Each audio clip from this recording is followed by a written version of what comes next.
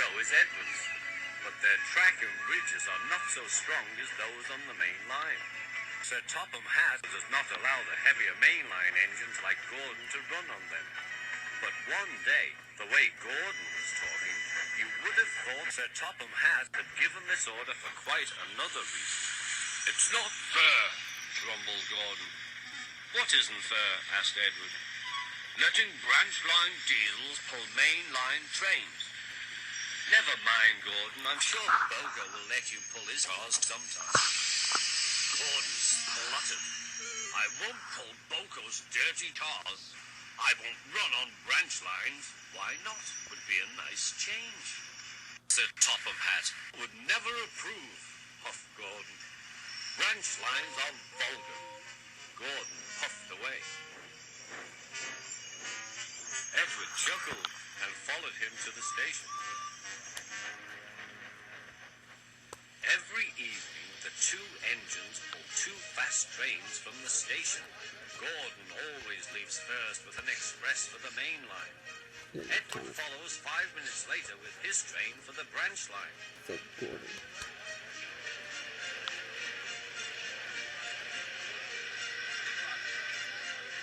Usually everything runs like clockwork.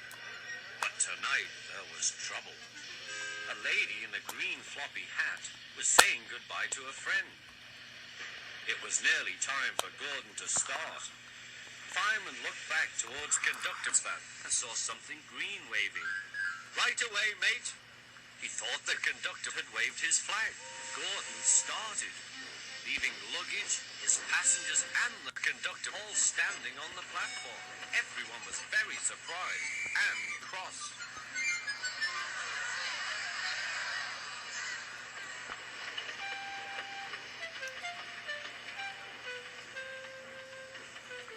To make matters worse, by the time Gordon had been stopped and brought back, Edward was already late with his train. So now he set off first. But the signalman at the junction wasn't told about the change. By mistake, he sent Edward along the main line.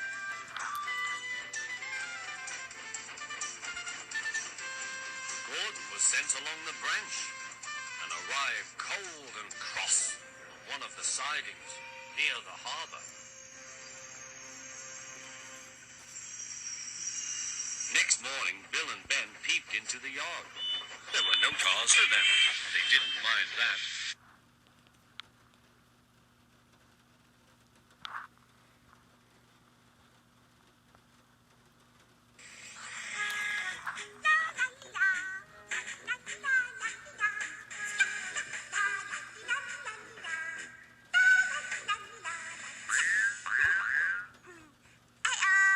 Left.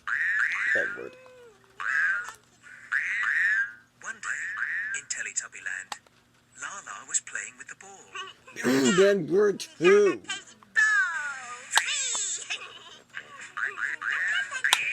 That ball is having an accident, said Edward.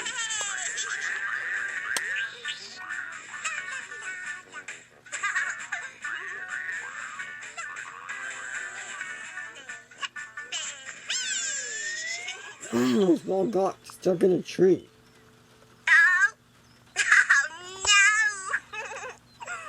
Gasped Thomas. Look at me!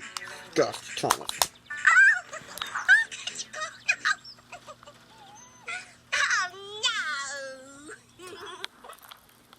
Oh, Lala wasn't tall enough to reach the ball. Thomas wasn't either. Thomas wasn't either. Not me! Left. Thomas.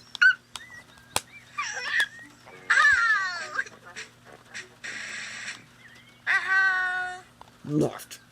The other engines. Left. The other engines. Look at me, left. Thomas. Look at me, Dipsy was left. taller than Lala. Taller than me. But Dipsy wasn't tall enough to reach the ball. Neither was Thomas. Not me. shouted one in the engine. Oh, Dixie! Left, Thomas.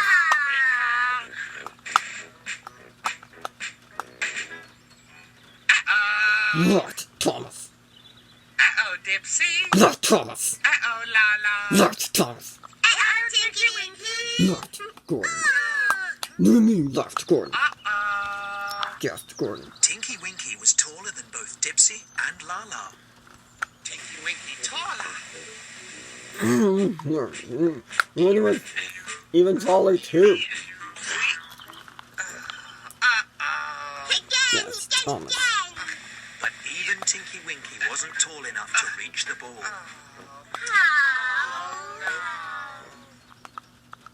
Not tall enough. Gasped Thomas. Lala was very sad. Uh-oh. This was very sad too.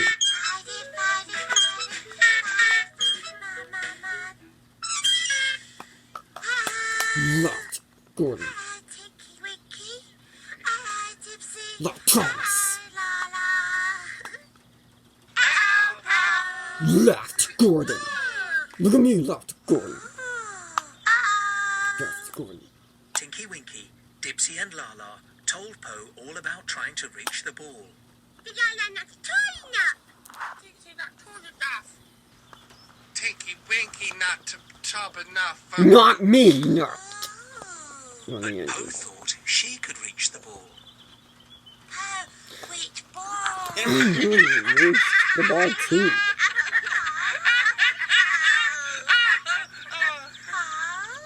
Poe was the smallest Teletubby of all. Thomas was the smallest engine too. Oh. Look at me.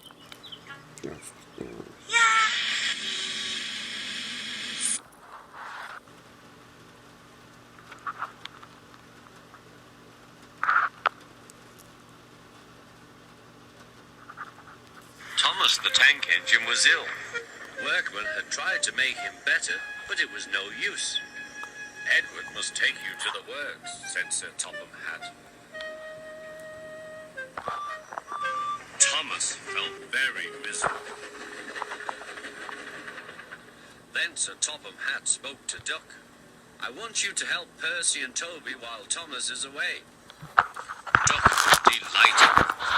They were delighted He too. already knew Percy and soon made friends with Toby and Bertie. Terence the tractor gave him a big welcome too. Take care of Thomas's coaches, he advised. He's sure to miss them while he's away. Duck was very gentle with the coaches. Annie and Clarabel were impressed. Such nice manners, they told each other. It really is a pleasure to go out with him.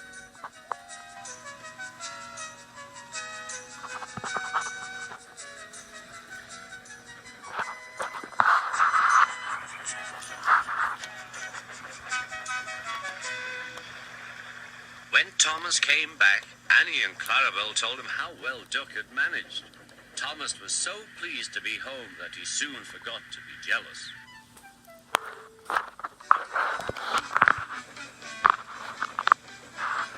The works had left Thomas's handbrake very stiff. It made his brakes seem as if they were hard on, when in fact they were not.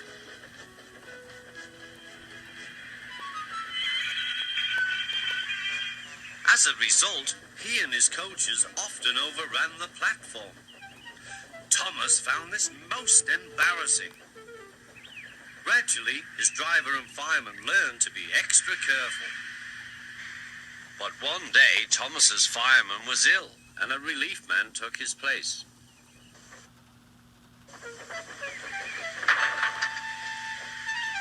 The fireman had fastened the coupling and joined the driver and station master on the platform to wait for Henry's passengers. The fireman had forgotten all about Thomas's handbrake. Thomas simmered happily. Not long now, he thought, as he saw Henry slowly approaching. Tommy's dead too. But Thomas's brakes were not hard on, and suddenly he felt his wheels begin to move. He tried to stop, but he couldn't without his driver and fireman. He tried to whistle a warning, but he couldn't do that either. The conductor, driver, fireman, and passengers were all stranded on the platform. Stop! Stop! Shrieked Annie and Clarabelle. But Thomas, with plenty of steam, kept on going. The alarm went out down the line. Stop the runaway!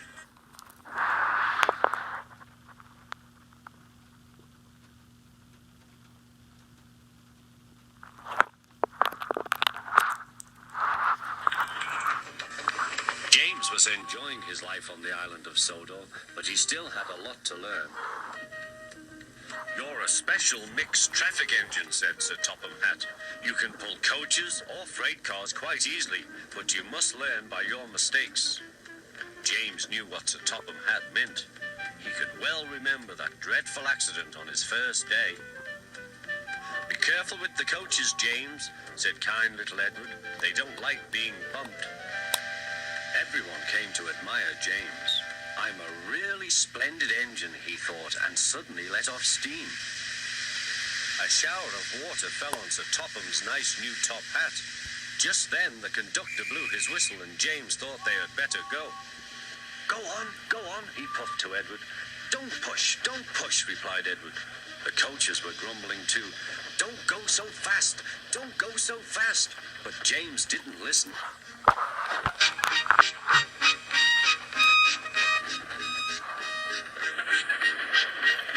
When at last they stopped at the next station, 2 coaches were beyond the platform. They had to go back to let the passengers out. But no one seemed to know about Sir Topham's new hat, so James felt happier. Presently they came to the station where Thomas was waiting with his 2 coaches. Annie and Clarabelle. Hello, James, said Thomas. Feeling better? That's right. Oh, that's my conductor's whistle. I must go. I don't know what Sir Topham Hatt would do without me to run this branch line. And he puffed off importantly. Edward and James passed the field where James had had his accident. The fence was mended and the cows were back again.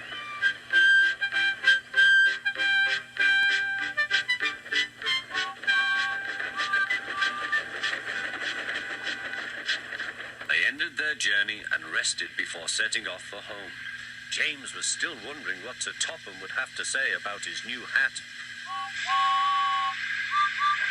Edward was pulling freight cars and James was pulling Gordon's coaches. Next morning, he spoke severely to James. If you can't behave, I shall take away your red coat and have you painted blue. James didn't like that at all. Not at all. He was very rough with the grumbling coaches as he brought them to the platform. Not enough in station. Don't talk, come on, he called to them. Gordon never has to fetch his own coaches, he thought to himself, and he's only painted blue. So is Thomas.